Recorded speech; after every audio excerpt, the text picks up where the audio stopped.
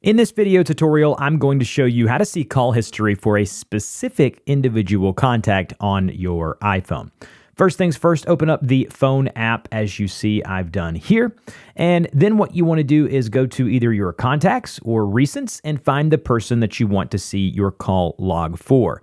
So I will go ahead and choose this person here, and I will tap the I or information circle icon to the right of their name.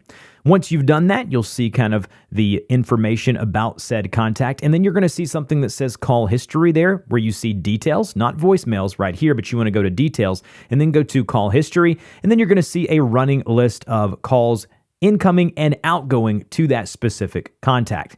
And then if you go all the way to the bottom of that list, you can see that it will keep up with months worth of incoming and outgoing calls. If you're using the old standard style of contacts or the phone app, you should just be able to go to recents here, find the I icon, tap on that specific icon, go to details, tap into call history, and you are good to go. If you have any questions about doing any of this, put it in the comment section below, and I'll see you guys in the next video.